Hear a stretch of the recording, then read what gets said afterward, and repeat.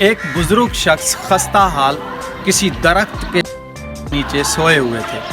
وہاں سے کسی امیر شخص کا گزر ہوا۔ اس نے دیکھا کہ بزرگ کے پاؤں میں کوئی خاص قسم کی ایسی چپل نہیں ہے، کیوں نہ میں اس کے لیے ایک بہترین شوز لا کر اس کو گفٹ کر دوں۔ وہ شخص گیا، فوراً جا کر دکان سے ایک بہترین قسم کا شوز لا کر اس نے فقیر کی خدمت میں پیش کیا کہ یہ آپ میرا تحفہ قبول کریں۔ اس بزرگ نے کہا کہ دیکھیں، آپ میرے لیے نیا شوز لے کر آئے ہیں، میرے جسم پر تو مکمل طریقے سے کوئی کپڑے بھی خاص نہیں ہیں، اگر میں نیا شوز پہن کر گھوموں گا تو لوگ تو میرے اوپر ہنسیں گے کہ یہ کیسا انسان ہے، جسم پر پورے کپڑے نہیں ہیں اور نئے شوز پہن کر گھوم رہا ہے۔ اب میرے لیے کپڑوں کے جوڑے کا بھی کوئی بندوبست کر دیں۔ اس شخص نے کہا حضور والا، اللہ تعالیٰ نے مجھے بہت کچھ دیا ہے، میں جاتا ہوں آپ کے لیے ایک بہترین قسم کے کپڑوں کا جوڑا بھی لے کر آتا ہوں۔ اس نے کہا رکیں، نئے شوز تو آپ نے مجھے لا کر دیے ہیں اور کپڑوں کا جوڑا آپ مجھے لا کر دیں گے، ذرا میں نئے شوز بھی پہنوں، کپڑوں کا جوڑا نیا بھی پہنوں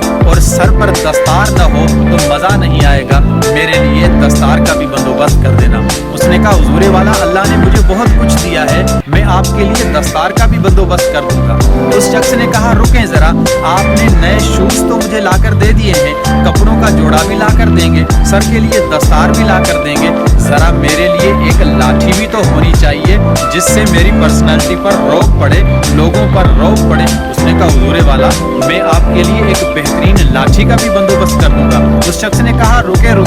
شوز تو آپ نے مجھے لا کر دے دیے ہیں، کپڑوں کا جوڑا بھی لا کر دیں گے، ساتھ میں دستار بھی لا کر دیں گے، ہاتھ میں لاٹھی بھی ہوگی۔ اب اگر میں کہیں سفر پہ جاؤں، پیدل جاؤں تو یہ میرے شان و شوکت کے خلاف ہے، میرے لیے کسی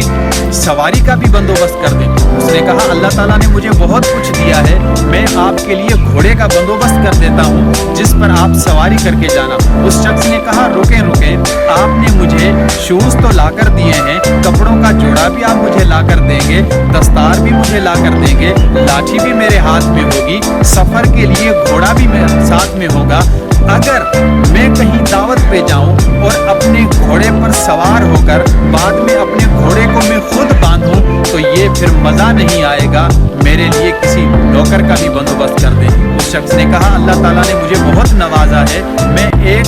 نوکر بھی آپ کی خدمت میں پیش کر دوں گا جو آپ کی خدمت کرے گا۔ اس شخص نے کہا رکیں، آپ نے نئے شوز تو مجھے لا کر دے دیے ہیں، کپڑوں کا جوڑا بھی نیا لا کر دیں گے، دستار بھی لا کر دیں گے، ہاتھ میں لاٹھی بھی ہوگی، سفر کے لیے گھوڑا بھی ہوگا، خدمت کے لیے نوکر بھی ہوگا، اب ذریعے معاش کا بھی بندوبست ہونا چاہیے جس سے میں اپنے گھوڑے کو بھی پال سکوں اور نوکر کو بھی پال سکوں۔ اس شخص نے کہا اللہ تعالیٰ نے مجھے بہت کچھ دیا ہے، میں زمین کا ٹکڑا آپ کے حوالے کر دیتا ہوں جس سے آپ اپنے گھوڑے کو بھی پالنا، اس میں سے جو آمدنی ہو اس سے نوکر کو بھی دینا اور اپنے لیے بھی رکھ لینا۔ اس شخص نے کہا دیکھیں رکیں ذرا، آپ نئے شوز تو لا کر مجھے دے دیے ہیں، کپڑوں کا جوڑا بھی لا کر دیں گے، دستار بھی لا کر دیں گے، لاٹھی بھی میرے پاس ہوگی، سواری کے لیے گھوڑا بھی ہوگا، خدمت کے لیے نوکر بھی ہوگا، معاش کے لیے زندگی بہترین بسر کرنے کے لیے زمین کا ٹکڑا بھی ہوگا۔ جب اتنی ساری چیزیں موجود ہوں تو اب ذرا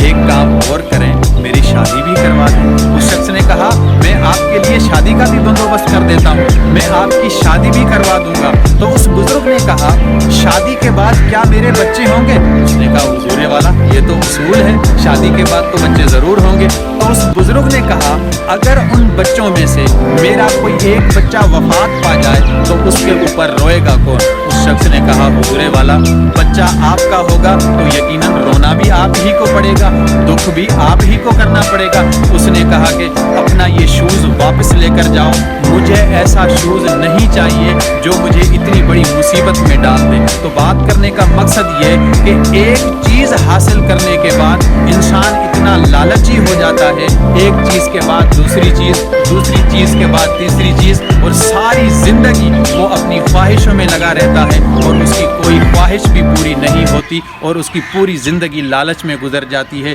تو